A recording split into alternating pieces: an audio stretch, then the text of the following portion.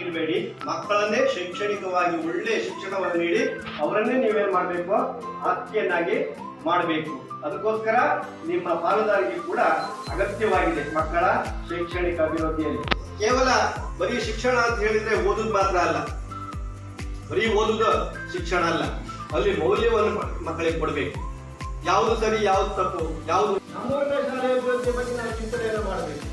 ಆದ್ರಿಂದ ಮುಂದಿನ ದಿನಗಳಲ್ಲಿ ಈ ಶಾಲೆ, ಯಾಕಂದ್ರೆ ಶಿಕ್ಷಕರ ಒಳ್ಳೆಯ ಗುಣಮಟ್ಟದ ಶಿಕ್ಷಣ ಇಲ್ಲಿ ಶಾಲೆಯಲ್ಲಿ ಸಿಗ್ತಾ ಇದೆ. ಯಾಕೆ ಸಿಗ್ತಾ ಇದೆ ಅಂತ ಹೇಳಿದ್ರೆ ನಿಮ್ಮ ಮಕ್ಕಳೇ ನಮ್ಮ ಹಾಲಾಡಿ ಶಾಲೆಗೆ ಬರ್ತಾ ಇದ್ದಾರೆ. ಅವಸ್ಥೆಗೆ ಶಾಲೆ ಹೋಗ್ತಾ ಇಲ್ಲ, ಮಕ್ಕಳು ಹೈಸ್ಕೂಲಿಗೆ ಹೋಗ್ತಾ ಇಲ್ಲ. ಬಹಳಷ್ಟು ವರ್ಷಗಳಿಂದ ನಮ್ಮ ಸಂಸ್ಥೆಗೆ ನಿಮ್ಮ ಮಕ್ಕಳನ್ನ, ನಿಮ್ಮ ಊರಿನ ಮಕ್ಕಳನ್ನ ಕಳಿಸ್ತಾ ಇದ್ದೀರಿ. ಆ ಮಕ್ಕಳ ಶೈಕ್ಷಣಿಕ ಗುಣಮಟ್ಟ ಬಹಳಷ್ಟು ಉತ್ತಮವಾಗಿದೆ. ಉತ್ತಮವಾಗಿದ್ದಕ್ಕೆ ಕಾರಣ ಈ ಶಾಲೆಯ ಕ್ರಿಯಾಶೀಲ, ಬಹಳಷ್ಟು ಅನುಭವಿ ಶಿಕ್ಷಕರ ತಂಡ. ಆದ್ರಿಂದ ಇಲ್ಲಿ ಸಿಗುವಂತಹ ಶಿಕ್ಷಣ ನಿಮ್ಮ ಸುತ್ತಮುತ್ತಲ ಯಾವ ಶಾಲೆಯಲ್ಲೂ ಖಂಡಿತ ಸಿಗಲಿಕ್ಕಿಲ್ಲ.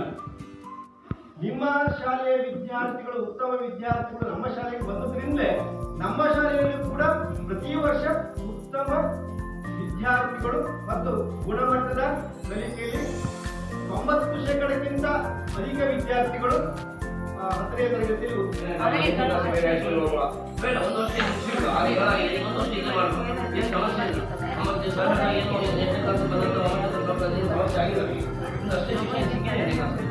ಆದ್ರಿಂದ 7ನೇ ಕ್ಲಾಸನ್ನು ದಯವಿಟ್ಟು ಡ್ರಾಪ್ ಔಟ್ ಮಾಡಿದೆ.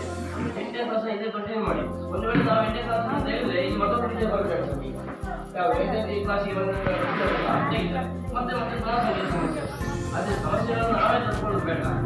ಸಂಗೀತ ನೀವು ಆದಷ್ಟು ಮಕ್ಕಳನ್ನ ಇಲ್ಲಿ ಸೇರಿಸೋದಕ್ಕೆ ಪ್ರಯತ್ನ ಮಾಡೋಣ. ನಿಮ್ಮ ಏನು ಸಮಸ್ಯೆ ಇದ್ರು ಸರ್ ಚರ್ಚೆ ಮಾಡಿ.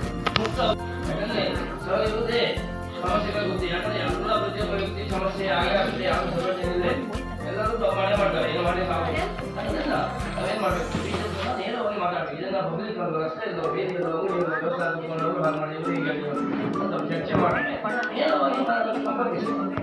ನಮ್ಗೇನು ಒಂದು ಸೈಡ್ ಆಗಿ ಒಂದು ಯೋಚನೆ ಮಾಡಬೇಕು. ಶಿಕ್ಷಕರು ಚರ್ಚೆ ಮಾಡಲಿಕ್ಕಾಗಿದೆ ಚರ್ಚೆ ಮಾಡಿ ರಜೆ ಮಾಡೋದ್ರ ಕಾಲ ಮಾತಾಡಬೇಕು. ಅಥವಾ ಮಕ್ಕಳಿಗೆ ಏನಾದ್ರು